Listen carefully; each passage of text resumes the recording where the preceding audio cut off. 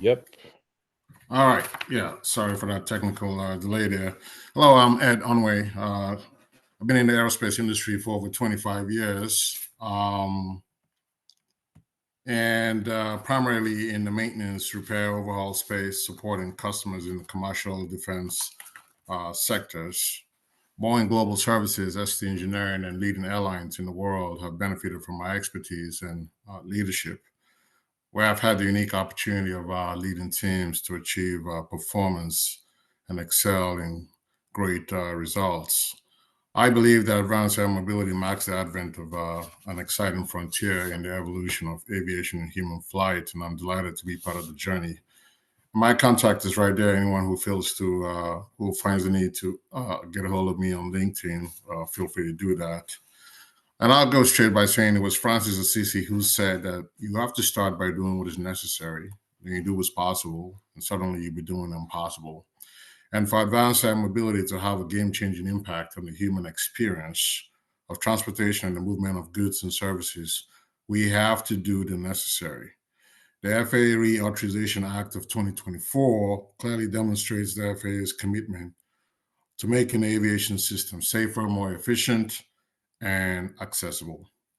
The Act also mandates the development of the Center for Advanced Aviation and Technology by September 30th, 2026. I believe this is very important as it will allow the implementation of an airspace laboratory, flight demonstration zones, and testing corridors for advanced air mobility and other emerging new technologies. The FAA's Innovate 2028, the UAM concept of operations, are all necessary plans that outline the projected roadmap, the necessary work to operationalize advanced air mobility, and the definition of the envisioned environment that urban air mobility will have to operate in. Advocacy for advanced air mobility by the Advanced Air Mobility Institute, NASA, industry stakeholders, and the likes of them is great work to ensure that this technology can be safely integrated into our lives. These efforts continue to raise the awareness of the possibilities of advanced air mobility. Could you please think on leading us through your slides, please? Because we are still seeing your first slide, Oh, the okay. title one. Hmm. I think you're speaking on the first of the white ones, yeah? Yeah, my slide is advancing on my end. I'm on slide number 2 now. Right, but we are seeing slide number 1. Hmm. Okay. So you just need to go on the left and click on the second slide, yeah? Yeah. Okay, hold on. Yeah. Yes. Thank you. All right. Okay. Has it transitioned now? Yeah. That's it, yeah. Okay, good. Right. All right. So I'll continue on to slide number 3. There's several use cases that I've encountered, but would like to highlight one in my local community here in San Antonio.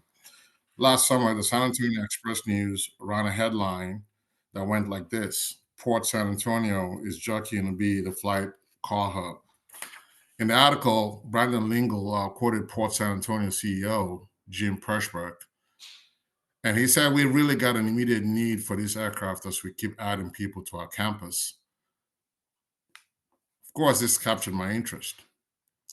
So Port San Antonio, for those who might not know, is a 1,900-acre technology and innovation campus that hosts over 80 tenants with over 18,000 employees supporting aerospace, defense, robotics, global logistics, manufacturing, cybersecurity, and education sectors.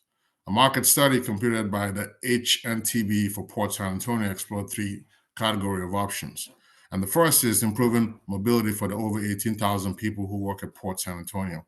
And the proposal is for eVTOL aircraft to depart Port San Antonio to a Vatiport that is on or located to the Cadillac Transit Center, which is a major transfer station for metropolitan transit bus service.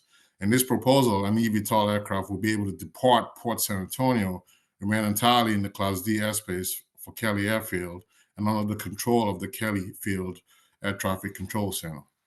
There's also an option to explore a route from Port San Antonio to the Texas A&M University campus, which is a 7-mile distance. The port would like to strengthen the partnership with Texas A&M as it continues to actualize its vision as a technology hub. This solution has been explored, and it's envisioned that within 1 to 3 years, it should be in operation, and it'll evolve from there.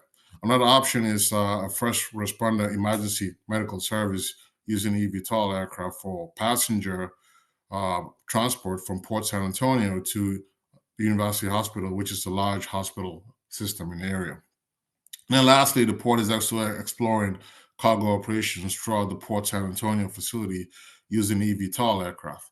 The port believes that advanced air mobility can streamline the transfer from the rail to the aircraft and for on-campus cargo movement activity.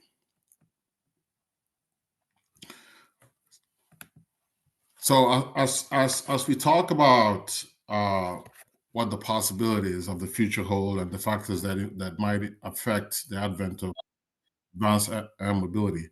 Now, I've had the privilege of discussing the future of advanced air mobility with industry and transportation experts in my daily work. Even as I review the use cases being explored by Port San Antonio and others, I've asked myself the question, what will move the needle to make advanced air mobility commonplace in our human experience? And as I pondered on this, I thought about the evolution of the rideshare service. At the onset, most did not imagine that it will receive this amount of widespread utilization across the world. I also thought about the cellular phone, first demonstrated in 1973. Today, it's even in the remotest areas of the world. So, what factors enable such widespread adoption of these solutions? The first is safety.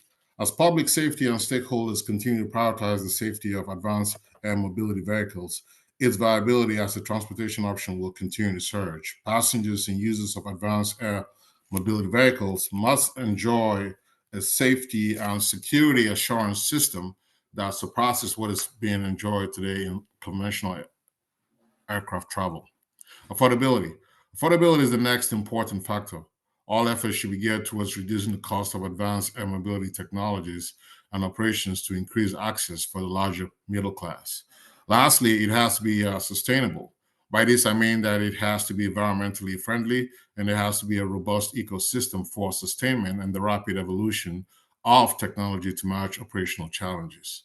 So, if advanced air mobility technologies and operations are sustainable, it'll have a reinforcing multiplying effect on safety and cost and will allow the natural evolution of advanced air mobility. In conclusion, when Elon Musk and the SpaceX team mused on the concept of reusable rockets to reduce cost, it was unimaginable. Today, it is our reality. So if we do the necessary, then do what's possible, suddenly humanity will be exposed to the spectrum of the possibilities for advanced air mobility. Then advanced air mobility would enter the pantheon of technological innovations that would have impacted human story. Thank you all for the opportunity, and I'm very excited about all the work that continues around the world on advanced air mobility systems. Thank you, Ed, for not only explaining pretty well the situation and where we want to go, but also for concluding today's session, right? Thank you very much.